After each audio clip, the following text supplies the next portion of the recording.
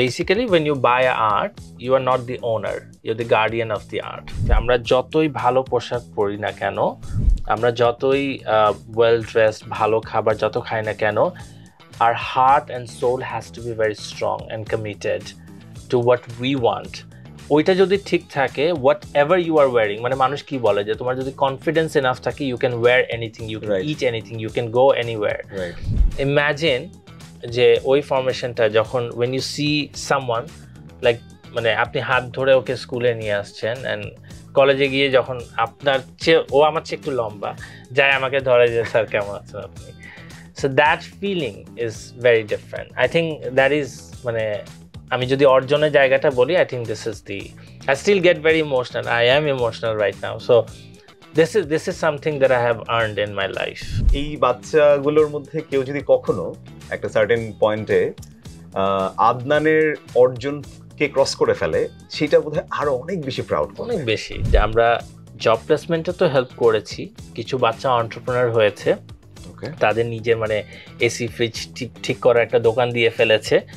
কিছু মানুষ ওরা দেশের বাইরে চলে গিয়েছে with this certificate যে they are the skilled labor because they can negotiate their salary, যে ভাই আমি এই জিনিসটা পারি, I have certificates, আমি এই জায়গা থেকে ট্রেনিং নিয়েছি আর্মিদের ওখান থেকে, এখন আমাকে আপনি ভালো জব দেন, this is my salary expectation, and that's how it works.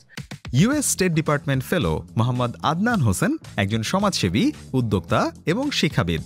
দেশের শিক্ষা ও সমাজ উন্নয়নে তিনি এক যুগেরও বেশি সময় ধরে অনন্য অবদান রেখে চলেছেন। তিনি ইটস হিউম্যানিটি ফাউন্ডেশনের প্রতিষ্ঠাতা ও নির্বাহী পরিচালক। সুবিধা বঞ্চিত শিশুদের জন্য মানসম্মত শিক্ষার সুযোগ সৃষ্টি করে যাচ্ছে তার প্রতিষ্ঠান। আজকের পর্বে আমরা শুনব ইটস হিউম্যানিটি ফাউন্ডেশনের শিক্ষার্থীদের সফলতার গল্প, সুবিধাবঞ্চিত শিশুদের জন্য মানসম্মত শিক্ষা প্রদানের চ্যালেঞ্জ ও সমাধান, এবং বাংলাদেশের এনজিও পরিচালিত শিক্ষা উদ্যোগগুলোর ভবিষ্যৎ সম্পর্কে তার দৃষ্টিভঙ্গি।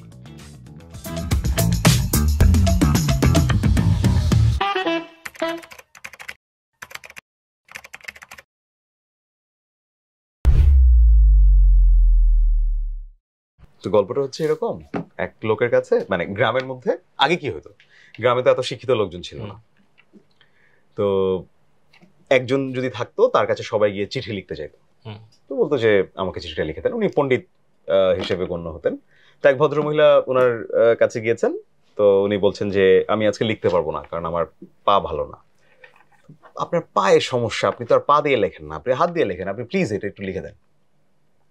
না, আমার পা ভালো নাই, আমার পা অসুস্থ, আমি আজকে লিখতে পারবো না। তো এরকম করে করে কয়েকবার এরকম তর্কাতর্কির পর্যায়ে চলে গেল, লোকজনও চলে আসছে। তো তারপর ওনাকে জিজ্ঞেস করা হলো যে আপনার সমস্যাটা কি, আপনি তো হাত দিয়ে লিখবেন এমার্জেন্সি। বলছে দেখেন আমার যে হাতের লেখা, এইটা এক্সপ্লেন করতে আমার আবার ওইখানে ওই ঠিকানায় চলে যেতে হয়।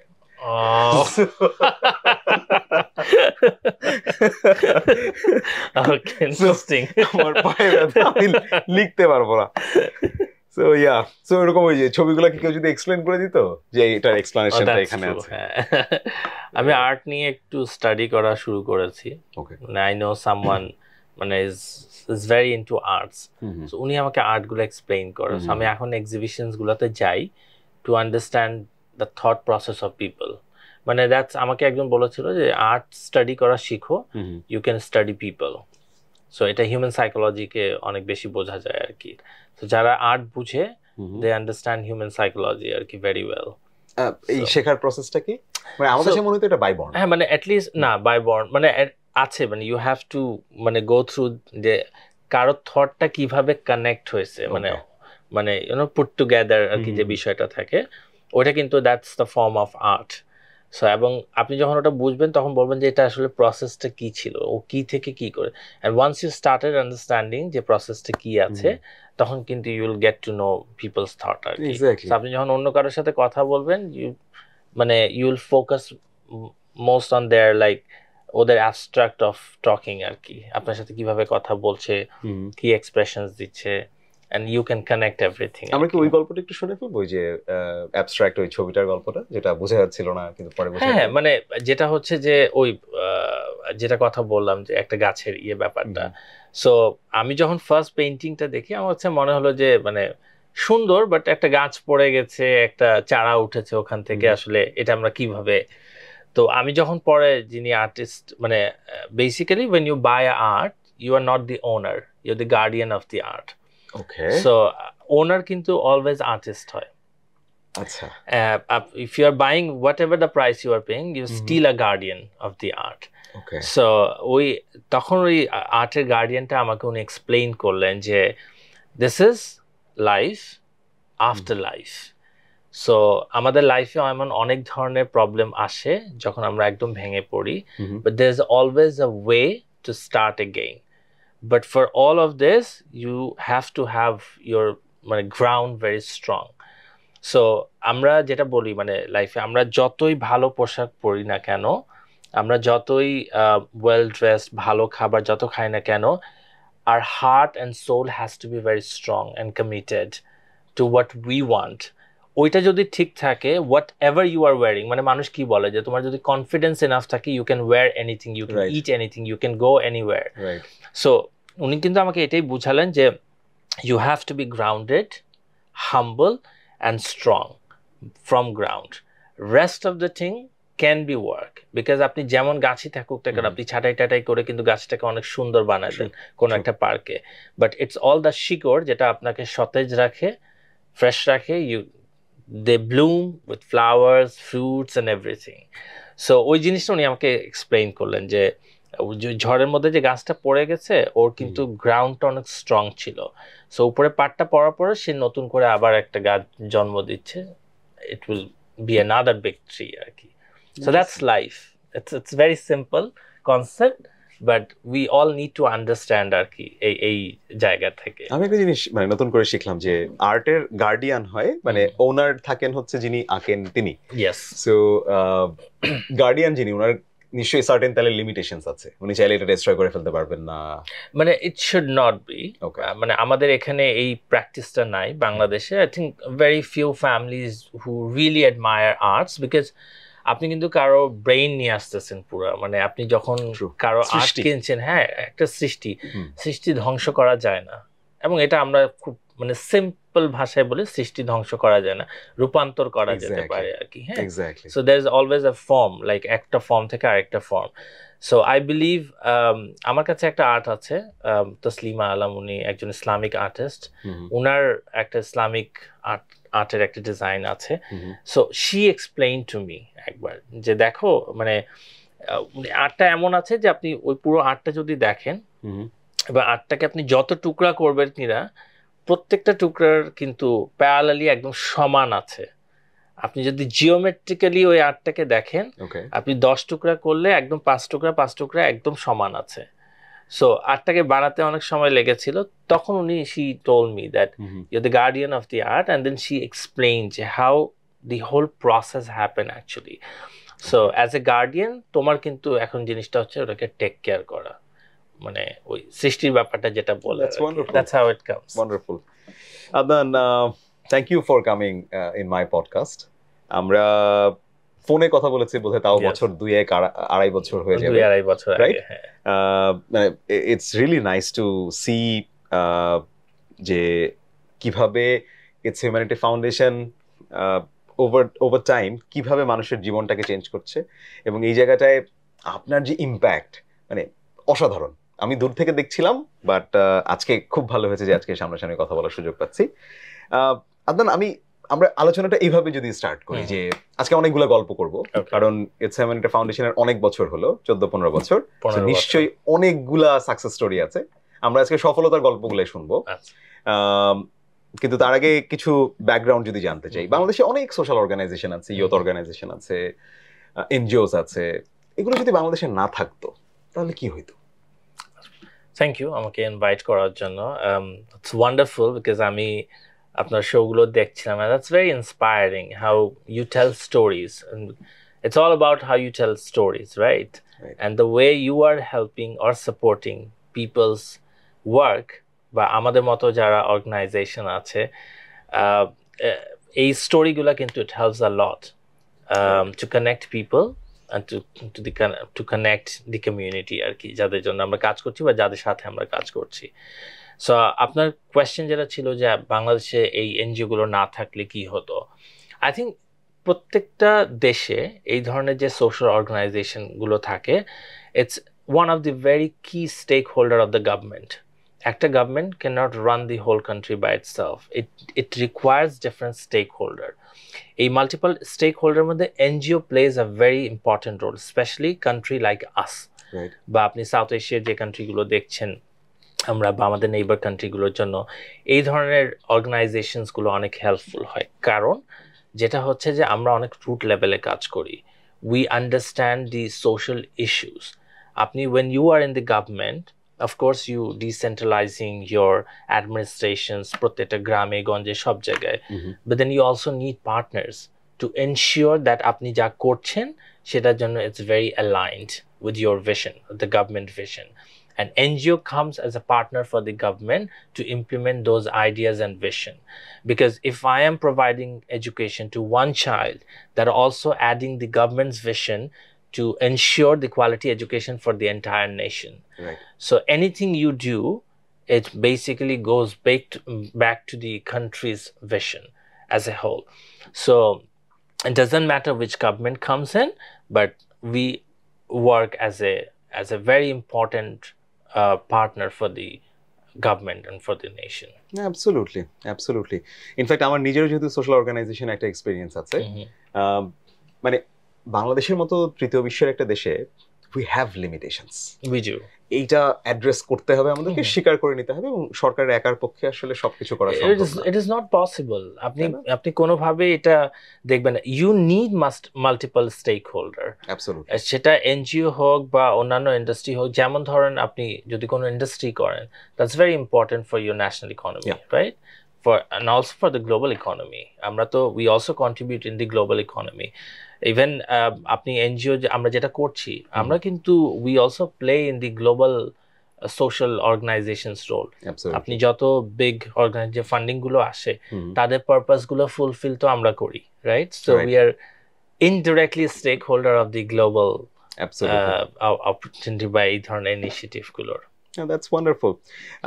It's Humanity Foundation-এর একটু কি শুরুর গল্পটা শুনবো, যে কিভাবে শুরু হইলো 2010-এর যদি অফিশিয়াল যাত্রা ধরে নেই? শুরুটা আসলে was very interesting. I never thought to be in this industry আর কি। All my life I wanted to be a doctor. Somehow it didn't work out আমার জন্য। very interestingly আমি এটা বলি সব জায়গায় যে আমার ম্যাথ ফোবিয়া ছিল, যেটার কারণে আমি সায়েন্স পড়তে পারি নাই, এবং আমার কাছে মনে হতো যে ম্যাথ আসলে মানে still it's a phobia for me এখনো। So it's very difficult for me, যদি আমি এডুকেশন নিয়ে কাজ করছি আমার জন্য বলাটা it's very embarrassing, but I accepted যে আমার এই ফোবিয়াটা আছে। ওখান থেকে দেন আই স্টার্টেড, মানে আমার ইউনিভার্সিটি শুরু করি আমি ব্র্যাক ইউনিভার্সিটিতে। সো আমাদের তো ব্র্যাকে যখন শুরু করি তখন we watch a lot of like documentaries on sir Abed. So he is the biggest inspirations of my life after my father. So I've learned the empathy, but patience, everything is from my father. And the next about the professional life, যে একটা মানুষ আর একটা মানুষের লাইফে কি ধরনের changes আনতে পারে, that I learned from Sir Abeder বিভিন্ন ধরনের ডকুমেন্টারি দেখে and all. So I took participate in a voluntary campaign, যেটা আমার লাইফে ফার্স্ট ভলান্টারি ছিল 2009-এ। আমি কুড়িগ্রাম উলিপুরে গিয়েছিলাম, and সেখানে আমি অনেকগুলো ফ্যামিলির সাথে দেখা করি। And honestly, like, you know, Alhamdulillah, I born and brought up in a very privileged family where I never had to think about twice যে আমার next meal টা কি হবে। I know that there's a meal and then I'll go and eat, but I have seen people like they don't know, like, you know, আজকে কি খাবে, or রাতে ঘুমালে they don't know like whether they can eat tomorrow or not, or কবে খাবে বা কখন খাবে। So তখন I get to know a lot of families, মানে I knew that there's a poverty, but কখনো আসলে যে গিয়ে এক্সপিরিয়েন্স করা যে ব্যাপারটা থাকে, মানে মনে হয় না যে একটা ধাক্কা দরকার আছে। সো আমি যাওয়ার পরে I see like a lot of children is not going to school, because তারা ওই যে সাইকেলের দোকানে কাজ করে আর কি, বিভিন্ন ধরনের, যেখানে ওই সাইকেল মেকানিক হিসেবে আর কি, এবং 80 টাকা পায় ওরা প্রতি সপ্তাহে। Imagine, so that was less than $1 that time. তো আমি যখন দেখলাম যে মাত্র 80 টাকা ওরা পায়, তাও প্রতি সপ্তাহে, এবং এটার জন্য স্কুলে যাচ্ছে না, so I was thinking like in different way, and you know I was very young, and then মনে হচ্ছিল যে কি করা যায় না. I started talking to few friends, and আমার একটা friend নিয়াজ আর কি, so ওর সাথে আমি তখন কথা বলি, and he advised me যে তো যদি কিছু করার ইচ্ছা করে let's do it. তাহলে আমরা সাইদপুরে, মানে যেখানে my hometown in Saidpur Nilphamari, বললো যে ওখানে কিছু একটা করি and let's see how it works. And pilot project primarily you can start with education. So that was the beginning. এবং I decided, it took 6 months for me to decide. তখন আমি 2010-এ গিয়ে আমি এটা করি 2009 নভেম্বর ডিসেম্বরের দিকে, 2010-এ আমি জুনে গিয়ে আমি আমার ফার্স্ট স্কুলটা স্টার্ট করি। অ্যান্ড এইটা ইট ওয়াজ ভেরি ইনফর্মাল স্কুল। সেখান থেকে আমি চিন্তা করি, অ্যান্ড ইউ নো আমি যখন শুরু করি a lot of people start appreciating me ফেসবুকে, and when you are young and when you get appreciation, Absolutely. that matters a lot. True. তখন কিন্তু আমি একটু I started being like আচ্ছা আমার মনে হয় একটু বেশি কিছু করা উচিত। তখন I started thinking of forming IHF, and that's how It's Humanity Foundation আজকে এখানে আছে. It's been 15 years. Alhamdulillah, we're doing very well. We have a number of team members যারা supporting stakeholder, people like you, যাদের appreciation, support and guidance still a big motivation for us. Yeah, that's great.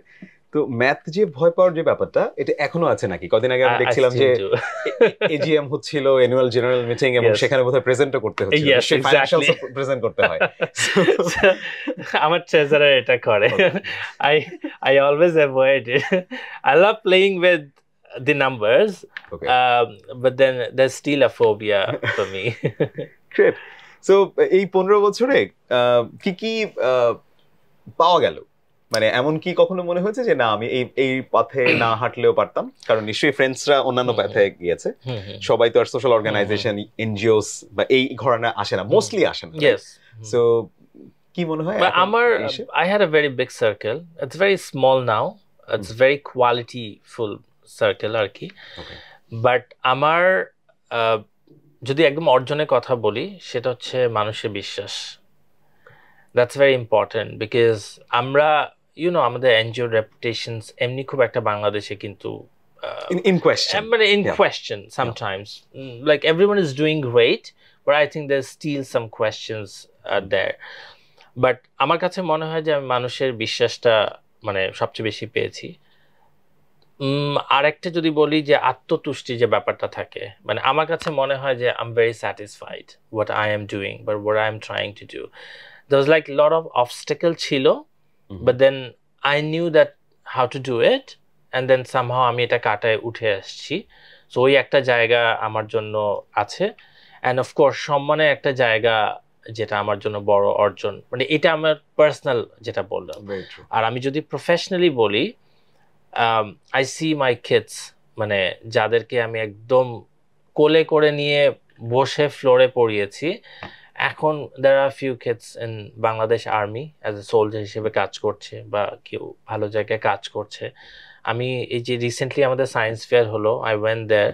So কলেজে একটা বাচ্চা পড়ে আর কি, so ও class play থেকে 5 পর্যন্ত মানে আমাদের এখানে পড়েছে। এখন he just completed his SSC শেষ করে এখন সে কলেজে উঠছে। সো ইমাজিন যে ওই ফরমেশনটা যখন when you see someone like, মানে আপনি হাত ধরে ওকে স্কুলে নিয়ে আসছেন, অ্যান্ড কলেজে গিয়ে যখন আপনার চেয়ে ও আমার চেয়ে একটু লম্বা যায়, আমাকে ধরে যে স্যার কেমন আছেন আপনি।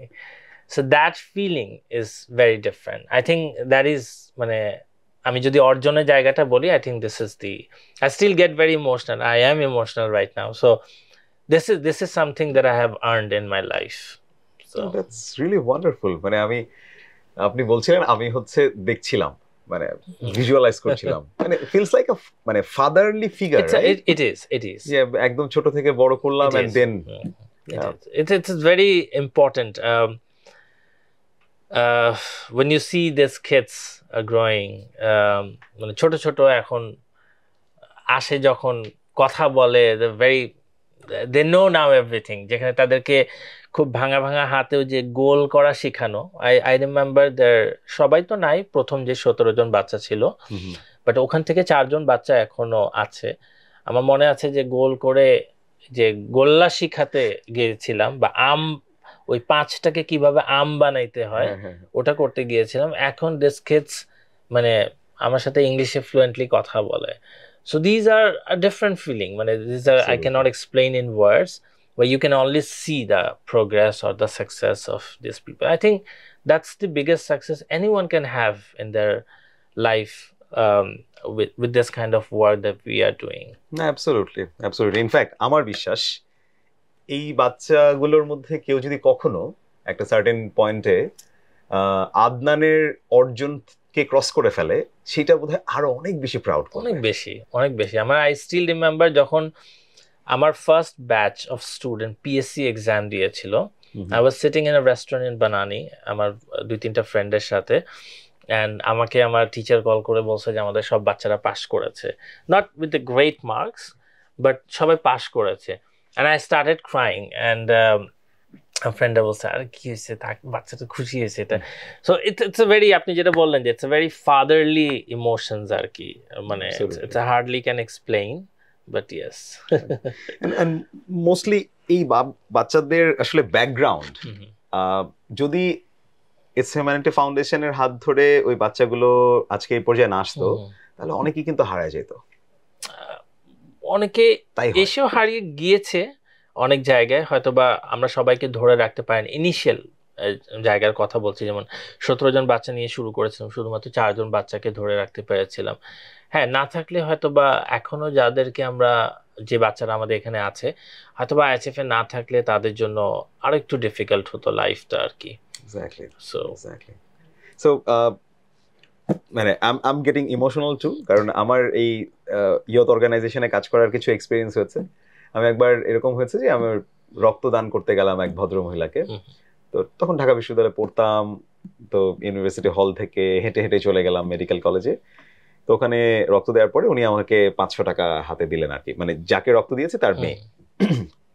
তো আমি বললাম আপু, আমি co-founder of blood bank, so আমার তো টাকা নেওয়ার কোনো প্রশ্নই আসে না, পাশাপাশি আমি ইউনিভার্সিটি থেকে জাস্ট আসলাম, দরকারও নাই। তো উনি আমাকে ভদ্রমহিলা জড়ায় ধরলেন, বললাম আপু প্লিজ আমার টাকাটা লাগবে না। জড়ায় ধরে বললেন যে ভাই, আপনি যদি আমার ভাই হইতেন এবং আমি যদি আজকে আপনার বোন হইতাম, তাহলে কি আপনি আমাকে টাকাটা ফেরত দিতেন? তো মানে এই কথার পরে আর কোনো কথা থাকে না আসলে। So that's something. আদনান, আমি একটু জানতে চাই যে ইটস হিউম্যানিটি ফাউন্ডেশন এখন যে জায়গাগুলোতে কাজ করে, কোন জায়গায় মনে হয় যে এই জায়গাটায় স্কুল খোলা দরকার, এই বাচ্চাগুলোকে নিয়ে কাজ করা দরকার, এই বিষয়টা এখন কিভাবে কাজ করে? সো আমরা তো মানে যে কোনো জায়গায় কাজ করতে গেলে, এই মুহূর্তে আমাদের 14টা স্কুল আছে, প্রায় 1550 বাচ্চা এখানে পড়াশোনা করছে। সো আমরা যখনই কোনো স্কুল করি, আমরা সেটার আগে একটা নিড অ্যানালাইসিস করি, এবং আমরা এটা মোস্টলি ওয়ার্ড অফ মাউথেই আসে যে হয়তো এই একটা জায়গায় হয়তো স্কুল করা উচিত বা যাওয়া উচিত। আমরা যাই, কমিউনিটির সাথে কথা বলে, এমন দেখি যে তাদের আগ্রহটা কেমন আছে। আমি 2টা স্কুলের কথা বলবো। কি ধরনের কমিউনিটিতে কাজ করে? সো মোস্টলি ইসলাম কমিউনিটিতে, হ্যাঁ ইসলাম কমিউনিটিতে এবং বা চর কমিউনিটিতে বা ইয়েতে। তো আমাদের এই মুহূর্তে 2টা স্কুল খুবই রিমোট এরিয়াতে আছে। একটা হচ্ছে কলকন্দ চর এলাকা, এটা হচ্ছে গঙ্গাচড়ার দিকে, রংপুর গঙ্গাচড়া, যেখানে আপনাকে বছরে 6 মাস গরু গাড়িতে যেতে হবে আর 6 মাস নৌকাতে যেতে হবে। সো এই 2টা ওয়ে আছে। গরু গাড়িতে যেতে প্রায় 1.5 ঘন্টা সময় লাগে। এখন আপনাকে পুরো মাঠের মধ্যে দিয়ে ওই যেতে হবে, ওর নৌকাতে আপনাকে করে যেতে হবে। সেখানে প্রায় 5000 মানুষ থাকে। সেখানে একটাই স্কুল আছে, সেটা আইএচএফ স্কুল। সেখানে প্রায় 150-এর উপরে বাচ্চা পড়াশোনা করছে, 170-এর মতো। এবং সেখানে হচ্ছে গিয়ে আমরা ক্লাস 5 পর্যন্ত স্কুল করেছি। আমাদের ইচ্ছা আছে এটাকে বাড়ানো। সো এইটা একটা স্কুল, আপনি চিন্তা করে দেখেন যে এখানে কিন্তু আমাদের জন্য যাওয়াটাই মাঝে মাঝে খুব ডিফিকাল্ট হয়ে যায়, but we are the only hope for all the children in this community, যাদেরকে আমরা ওখানে এডুকেশন প্রোভাইড করছি। আর আমাদের আরেকটা স্কুল হচ্ছে উখিয়াতে, ছিয়ানছড়ি জায়গাটার নাম। এটা হচ্ছে উখিয়া, আপনি যে রোহিঙ্গা ক্যাম্প, ওখান থেকেও প্রায় 7.5 কিলোমিটার দূরে, which you have to trek. আপনাকে 2.5 ঘন্টা ট্রেকিং করে ওই স্কুলে যেতে হবে। And this is for the Tanchangya community, বাংলাদেশের একটা ট্রাইবাল কমিউনিটি। তারা হচ্ছে ক্লাইমেট রেফিউজি, যারা বান্দরবন থেকে উখিয়াতে এসে আশ্রয় নিয়েছিল। সেখানে এখন তাদের কমিউনিটি করেছে এবং সেখানে প্রায় 110টার মতো ফ্যামিলি আছে, যেখানকার 72টা বাচ্চা আমাদের ওই স্কুলে পড়াশোনা করছে। এবং পুরো পাহাড়ের মাঝে আমাদের খুব ছোট্ট একটা 3 রুমের একটা টিন শেড স্কুল আছে আর কি ওখানে। So this is the to place, মানে this is very close to my heart, যেখানে আমি অ্যাটলিস্ট আমার ইয়ারলি একবার যাওয়া হয়, বিকজ আগে যাওয়া হতো, এখন টাইম লিমিটেশনের কারণে I have other priorities, work priorities and commitment, এই জন্য যাওয়া হয় না। But we are extensively working. এবং আমরা যখন কোথাও স্কুল করি, ইটস নট দ্য স্কুল, আমাদের কিন্তু we do the training centre, we do the youth development work, we do the community development work, like tubewell বসানো বা পানি বসানো। এবং যেটা বললাম যে উখিয়াতে যে স্কুলটা আছে শিয়ানচুরিতে, ওখানকার মানুষ ঝর্ণার পানি খেত আর কি। সো প্রতিদিন একটা 3 ঘন্টার একটা প্রসেস, যে ওদেরকে নিচে যেতে হতো, পানি নিয়ে আবার উপরে আসতে হতো। আর ঝর্ণা বলতে ঝিরি আর কি, হ্যাঁ, ঝিরিঝিরি করে ঝিরি, হ্যাঁ। সো এখন আমরা যেটা করেছি, you will be glad to know, যে আমাদের with the support of a donor আমরা সোলারের থ্রুতে পুরো ঝর্ণার পানিটা ওদের পাহাড়ের উপরে নিয়ে গিয়েছি, এবং ওটা আমাদের স্কুলের সাথে আমরা বানিয়েছি, যেখানে 5000 লিটার পানি জমা হয় প্রতিদিন, এবং সেখান থেকে পুরো কমিউনিটির লোকজন পানি নিয়ে যায়। এন্ড দ্যাটস ওয়ান ইনিশিয়েটিভ আমাদের স্কুলের বাচ্চাদেরকে খুব রেগুলার করে দিয়েছে। মানে আমরা যারা আসলে শহরে প্রিভিলেজড, তারা আসলে বুঝতে পারবো না, we don't understand that মানে importance of a glass of water. আমি কিছুদিন আগে ইনফ্যাক্ট সাতক্ষীরায় যাওয়ার সুযোগ হয়েছে, শ্যামনগর বলে একটা জায়গা। সো ওখানে গিয়ে আমার কাছে মনে হয়েছে মানে গাবুড়া বলে একটা জায়গা আছে, এরকম চরের মতো। সো চারপাশে নদী, একটা মাঝখানে। তো আমরা নৌকা করে গেলাম, যাওয়ার পরে একজন ভদ্রলোকের সাথে কথা হচ্ছিল, উনি জিজ্ঞেস করলাম যে চাচা আপনি কি করেন? তো বললো যে আমি সুন্দরবনে যাই, সুন্দরবনে মধু কাটি, এবং তারপরে মানে উনি মোয়াল এরকম।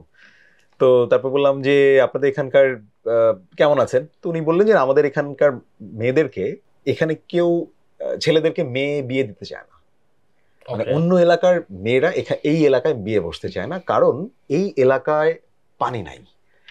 মানে একটা সোশ্যাল ইস্যু কতটুকু মানে কঠিন হয়ে গেলে, এবং ওই মানে এলাকার তারা ইউজুয়ালি মানে তাদের ক্লিন হওয়ার জন্য যে চেষ্টাটা, ওইটার জন্য এমনও হয় যে ওনারা হচ্ছে পিরিয়ড অফ করার জন্য পিল খান, সো কারণ হচ্ছে ওই পানি নাই, উনি যে আসলে ক্লিন হবে, হরমোনাল ইমব্যালেন্স হয়ে যায়। অ্যাবসলিউটলি। এবং আমাকে উনি বলছিলেন যে আপনি যদি এখন পানি খেতে চান, তাহলে পাশে একটা ডোবা দেখালেন, এখান থেকে পানি উঠায় আপনাকে দিতে হবে। আমার কাছে ছবিগুলো আছে। there are problems, মানে আপনি যে চর এলাকায় যখন যান, সেখানে কিন্তু ওই বাল্য বিবাহটা হয়, কারণ হচ্ছে কি যে প্রতি বছর যে ঝড় আসে, ঘর বাড়ি ভেঙে যাবে, এই জন্য কিন্তু বাচ্চারা আর্লি বিয়ে দিয়ে দেয়, যে ভাই তুই চলে যা, ভালো একটা জায়গায় থাক, নাহলে পর তোর বিয়ে হবে না বাসা ঘর ভেঙে গেলে। সো এই ছোট ছোট সোশ্যাল ইস্যুগুলো যে কত ডিপ, এই যে আপনি প্রথমে যে কথাটা আমাকে বললেন যে এনজিওর আসলে রোলটা কি, না থাকলে কি হবে, এই ধরনের আরো অনেক কিছু হতে পারতো, যেটা হচ্ছে গিয়ে যে আমাদের এই সেক্টরটা হয়তো ট্রাইং টু সলভ বা অ্যাড্রেস করছে। আদান, এই দুটো স্কুলের বাচ্চাদের সাথে পাশাপাশি যে এই বাচ্চাদের সাথেই যাওয়া হয়, কথা হয়, আমরা যখন ছোট ছিলাম আমাদেরকে জিজ্ঞেস করা হতো বাবু তুমি বড় হয়ে কি হতে চাও, নিশ্চয়ই এই কোয়েশ্চেনটা করা হয়, রাইট? সো এই প্রান্তিক অঞ্চলের এই বাচ্চারা কি বলে, মানে ওরা বড় হয়ে কি হতে চায়? আচ্ছা, আগে এক ধরনের কথা বলতো হয়তো স্কুলে আসার পরে, এখনো সবার স্বপ্নটা খুব ছোট, তারা এমন না যে তারা অনেক কিছু করতে চায়। what their ultimate goal is to support their families. ওকে, মানে আপনি যদি হয়তো কথার জন্য ওরা বলে আমি ডাক্তার হতে চাই, ইঞ্জিনিয়ার হতে চাই, I know there is a lot of like potential ওদের মধ্যে আছে, but we also have to be very practical. They need money, they need to support their families.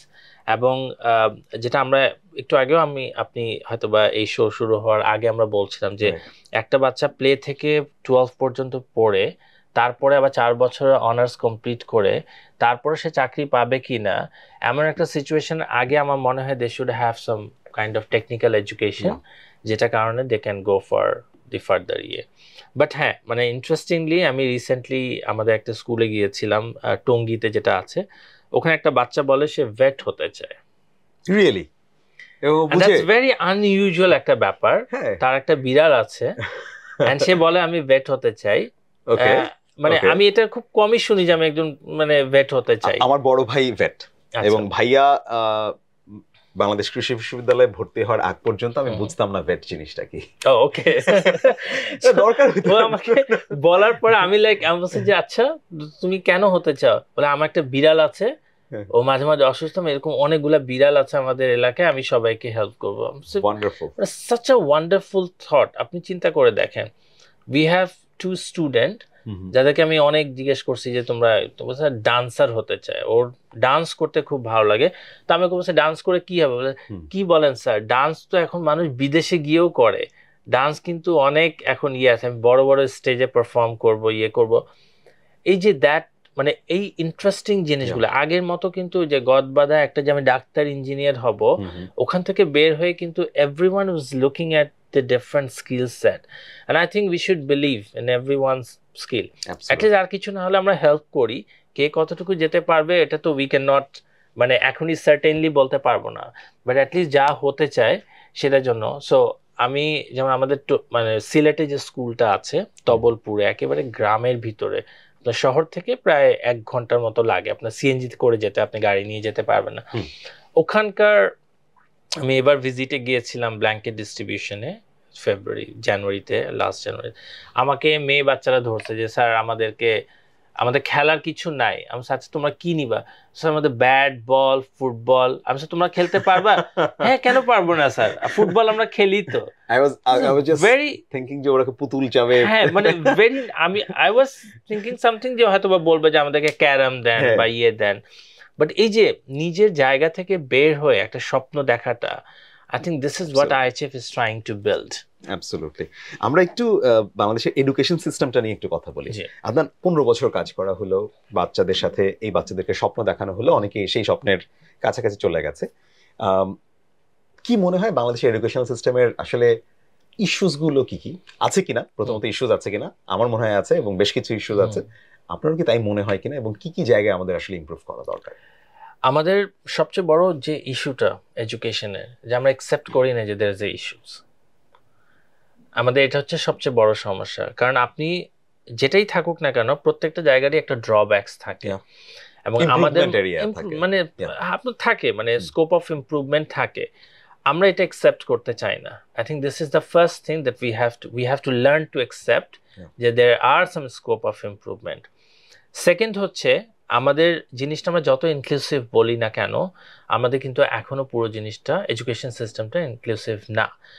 আপনি যদি এই মুহূর্তে আপনি 10টা স্কুল চুজ করেন এবং আপনি যান গ্রামে গিয়ে জিজ্ঞেস করেন যে what is learning disabilities, there are 2 things, learning disabilities and learning difficulties.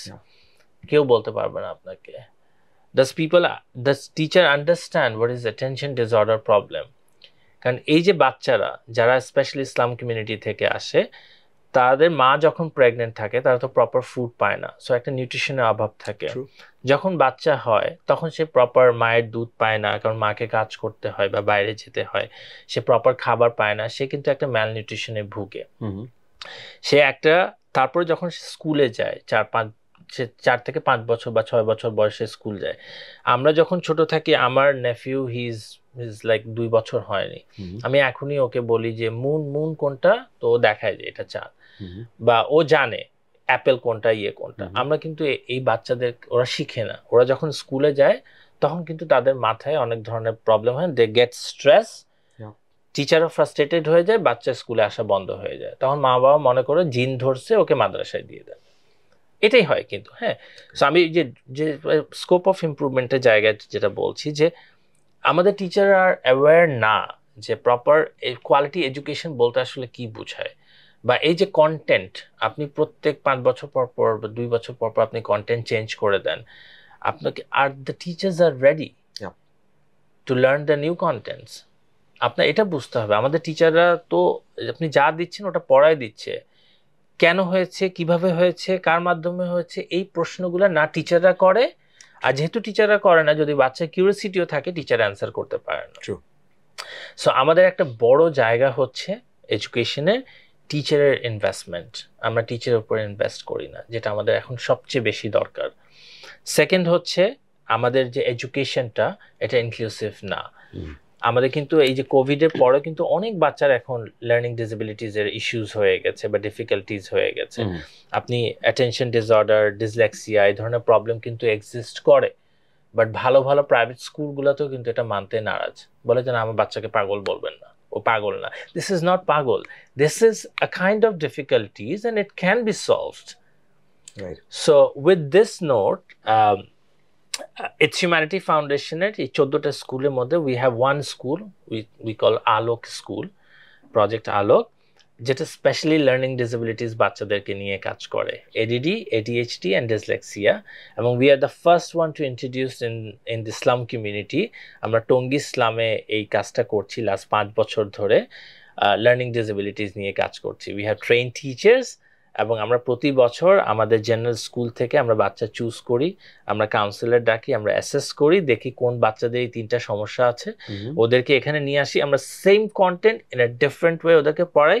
1 বছরের মধ্যে কিওর হয়ে গেলে they go back to their normal school, and that's how we are working. And now our plan 2026 থেকে যে আমরা এটা আমাদের বিভিন্ন স্কুলগুলাতে আমরা এটা নতুন করে ব্রাঞ্চেস করব, যাতে করে আমরা লার্নিং ডিসেবিলিটিটা আরো বেশি আইডেন্টিফাই করতে পারি। But our teachers are trained and aware about the learning disabilities বা difficulties.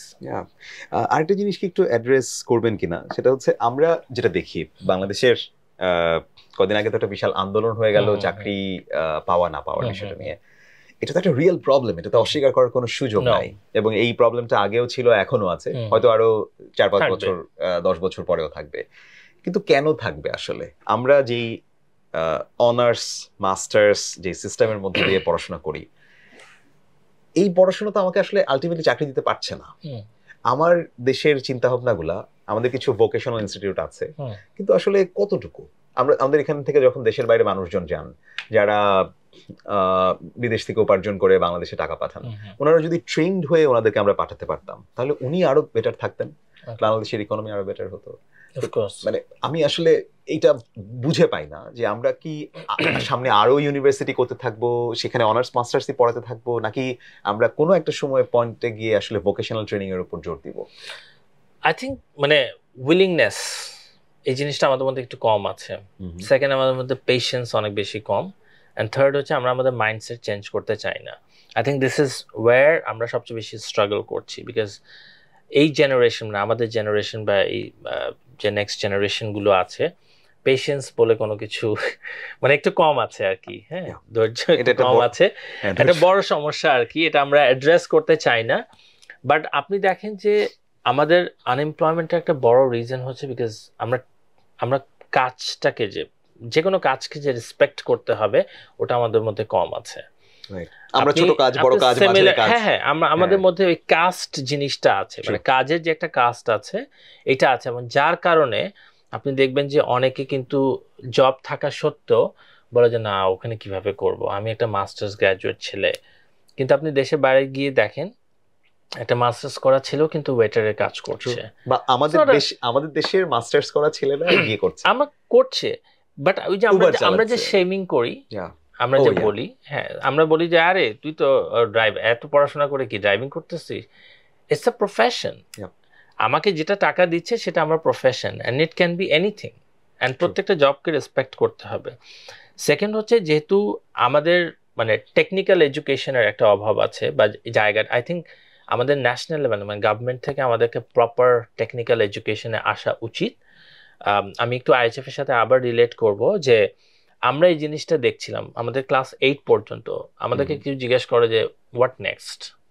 আমাদের ডোনার যখন টাকা দেয় বলে যে দিলাম টাকা তোমাকে, যাও পড়াও তুমি 500টা বাচ্চাকে, হোয়াট নেক্সট, এইটার পরে কি করবা? Then we thought of it and then we started হাতে খড়ি একটা project. It's a vocational training program, যেটা আমরা বাংলাদেশ আর্মির সাথে করছি। আর্মিদের একটা ট্রেনিং ইনস্টিটিউশন আছে TTI, trust training technical institute, খুব কম মানুষ জানে, সব ক্যান্টনমেন্টের সাথে এটা আছে। The cost is very low and it's a 6 months of course. তখন আমরা we reached out to Bangladesh army Saidpur ক্যান্টনমেন্টে। ওরা বললো যে we have this few course, একটা হচ্ছে ড্রাইভিং, একটা হচ্ছে ওয়েল্ডিং অ্যান্ড ফ্যাব্রিকেশন, একটা হচ্ছে AC fridge repair and maintenance, একটা হচ্ছে computer graphics. And we immediately সেই দ্যাট আমরা আমাদের কিছু স্টুডেন্টকে ক্লাস 8 পাস করা আপনাদের এখানে পাঠাতে চাই।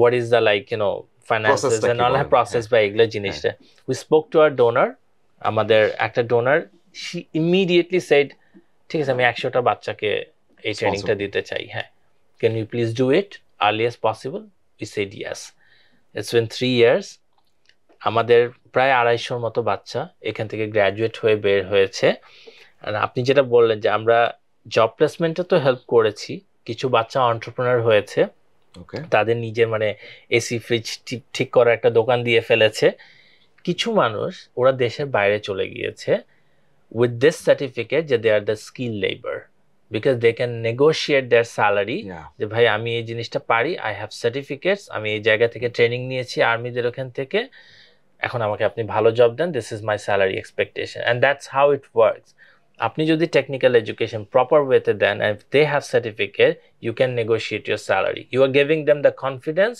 that I have the skill and I can work on it so এখন our plan is to go bigger and bigger আমরা অন্যান্য ক্যান্টনমেন্টের সাথেও এখন যোগাযোগ করছি যে আমরা ওই এলাকায় ওই তরুণদেরকে কিভাবে আমাদের সবচেয়ে ফ্রাস্ট্রেশনের জায়গা হচ্ছে আপনি এখন বলেন না কাউকে একটা বাল্ব চেঞ্জ করতে দেখেন তো কয়জন পারে বাল্ব চেঞ্জ করতে আমার মাঝখানে আমার বাসার ফ্যান নষ্ট হয়েছে মানে আমি ফ্যান ঠিক করার লোক পাচ্ছি না কারণ উনি ব্যস্ত আরো 10টা বাসা ঘুরে এসে উনি আসতে হবে আমাকে আপনি স্ক্রুড্রাইভার দিয়ে কোন পিনটা কিভাবে খুলতে হবে কোন স্ক্রুড্রাইভার ইউজ করতে হবে আপনি কয়টা বাচ্চা পারে আপনি বলেন তো না পারবে না কারণ আমাদের বাসা থেকে ওই জিনিসটা আমরা শিখাই না উই ডোন্ট নিড এই ছোট ছোট জিনিসের জন্য উই ডোন্ট নিড পিপল তাই না so this is wire the problem আমাদের মাইন্ডসেট আমি যেটা আপনাকে বলছিলাম যে উইলিংনেস এন্ড মাইন্ডসেটটা আমাদের নাই এটা বাসা থেকে আসতে হবে very true আদান টিচারের স্যালারি কি ঠিক আছে বাংলাদেশে যে কয় টাকা আমাদের টিচারদেরকে দেওয়া হয় our teachers are underpaid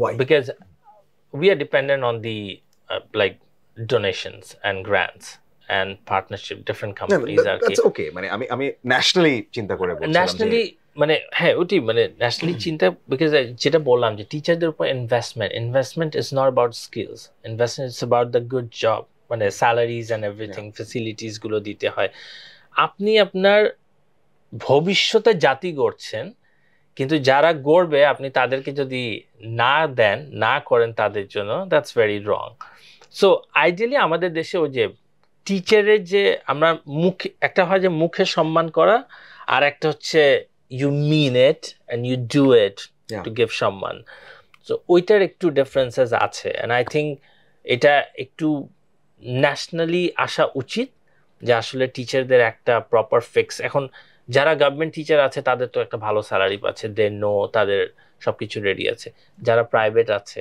তারাও তো টিচার যারা এনজিওতে কাজ করছে তারাও তো টিচার সো প্রত্যেকটা জায়গায় আই থিঙ্ক একটা প্রপার ওয়ে অফ ডেফিনেশন থাকা উচিত যাতে টিচারদেরকে ওই proper respect in terms of salary and other facilities গুলো যেন প্রোভাইড করা যেতে পারে আর কি অ্যাবসলিউটলি কারণ আমার কাছে যেটা মনে হয় আমি যদি ভালো টিচার না পাই তাহলে ভালো স্টুডেন্ট শেখাতে পারবো না পড়াতে পারবো না নতুন জেনারেশন তৈরি করতে পারবো না এটা তো আপনার মোটিভেশন না মানে টাকাটা তো একটা motivation you can not deny it absolutely so তাইলে যদি টাকা মানে আমি যদি আমার লাইফস্টাইলটা ঠিকমতো স্বাচ্ছন্দ্য মতো করে করতে না পারি আমি একটা ভালো ছাত্র বিশ্ববিদ্যালয় থেকে ভালো করে পড়াশোনা করলাম আমি তো চিন্তা করবো যে না আমি আসলে কেন আমি শিক্ষক হব রাদার আমি অন্য কাজ করি তাইলে যেটা হইলো যে ব্যাক বেঞ্চার্সদেরকে হয়তো তখন শিক্ষকতার দায়িত্ব নিয়ে নিতে হচ্ছে এবং যে আর হয়তো পড়াশোনা করতেই ভালো লাগে নাই তারই যদি ভালো লাগে ওই যে বললাম যে আপনি যদি নাই জানেন আপনি এক্সপ্লেইন করবেন কিভাবে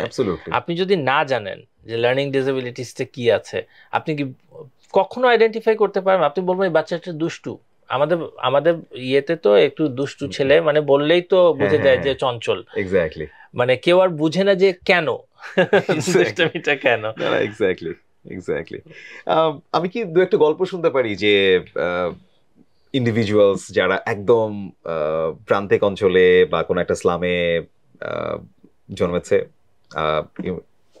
ফাউন্ডেশনের কাছে আসলো তারপরে এখন একটা খুব ভালো অবস্থানে আছে সো আমরা তো যেহেতু 15 বছর ধরে কাজ করছি যে বাচ্চারাই এসেছে আমাদের মোটামুটি এখন কলেজ মানে যারা আগে বয়স ছিল 5 ওরা এখন 20 হ্যাঁ এইরকম আর কি সো হয়তো কলেজে এখন পড়ছে বাট আমি আপনাকে দুইটা আমার আলিসবা নামে একটা বাচ্চা আছে আর কি তো আমার সাথে ওর ছবি আছে লাইক প্রত্যেক বছর আমি ওর সাথে একটা করে ছবি তুলেছি, যে ও কিভাবে বড় হলো। হ্যাঁ ও কিভাবে বড় হলো।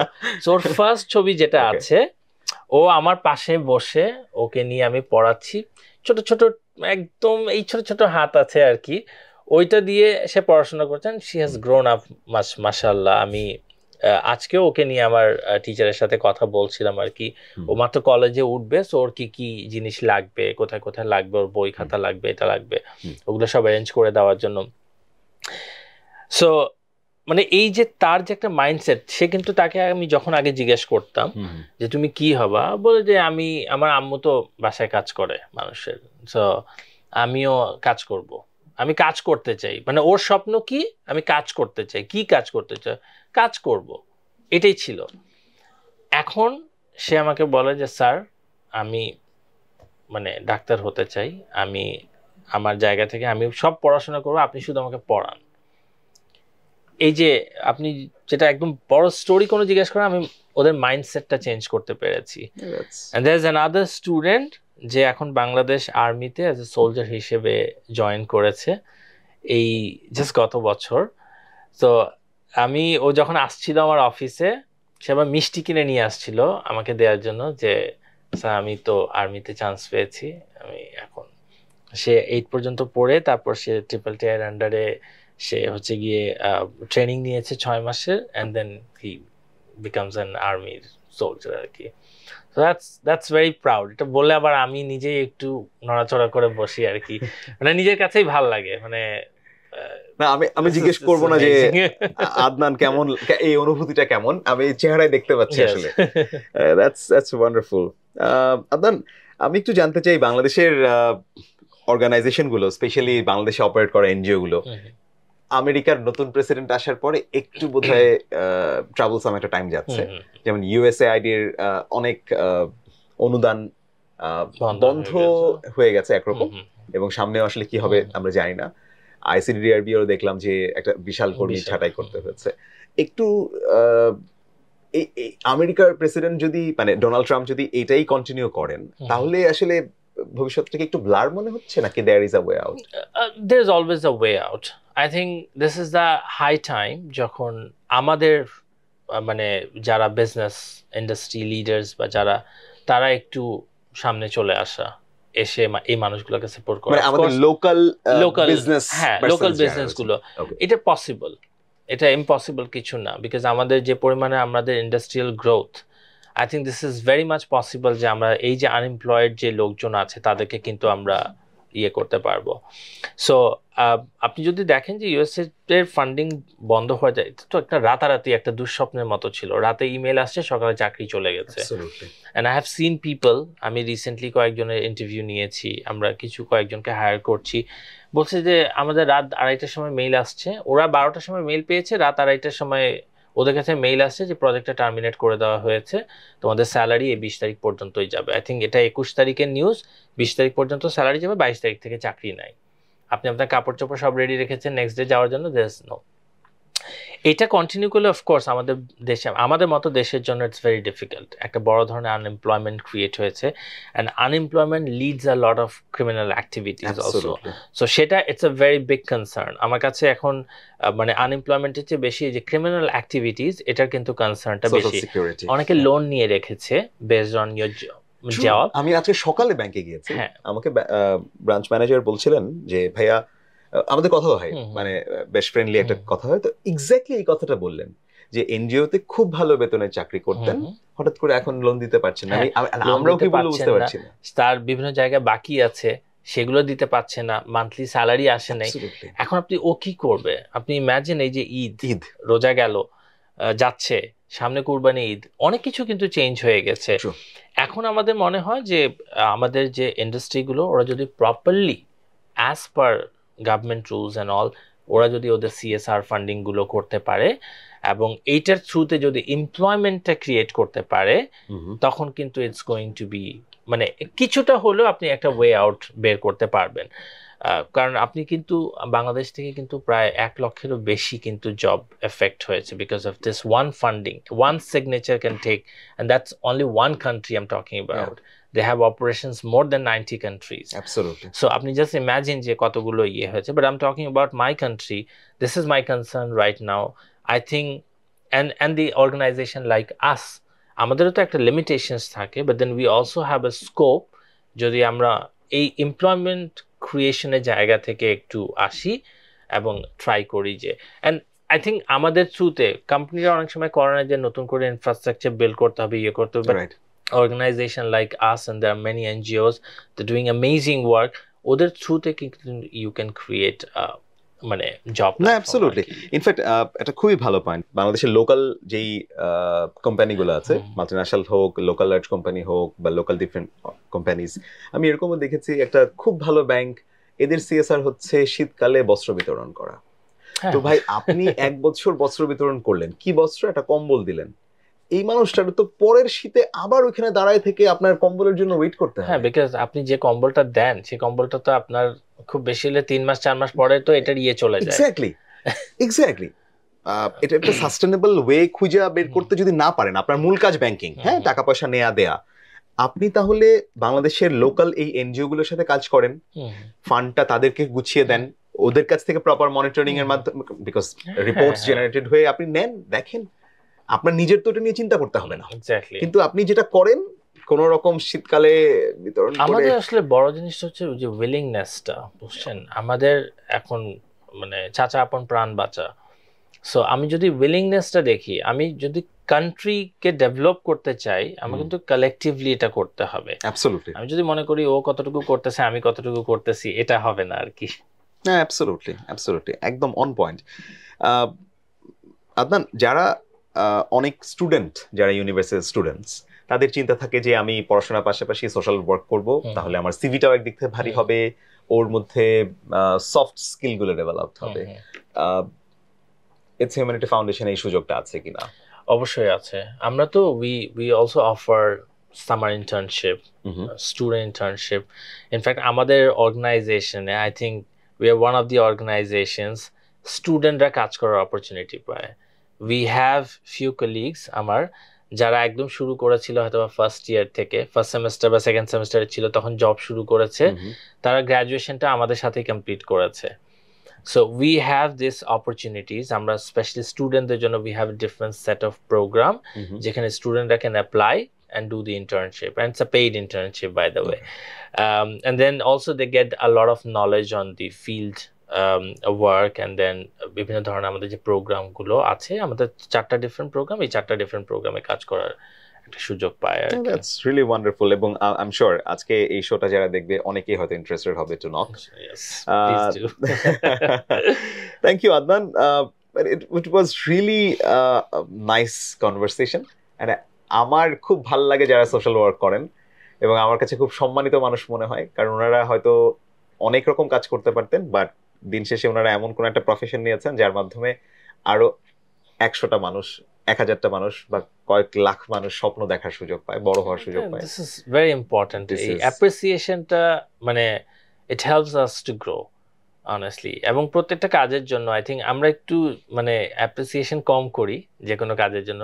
থ্যাংক ইউটাই মনে করি যে অনেক কিছু, অনেক কিছু দিয়ে ফেললাম ওকে, থ্যাংক ইউটা। কদিন আগে ডোনাল্ড ট্রাম্প আর জেলেনস্কির তো কনভারসেশনে আপনি কি একবার থ্যাংক ইউ দিয়েছেন? অ্যাপ্রিসিয়েশনটা খুব ইম্পর্টেন্ট ভাই, মানে পিপল লাইক ইউ যারা অ্যাপ্রিসিয়েট করে অন্যদেরকে, এটা কিন্তু দিস ইজ ভেরি ইম্পর্টেন্ট, এবং এই জিনিসটা এভরিওয়ান শুড কন্টিনিউ।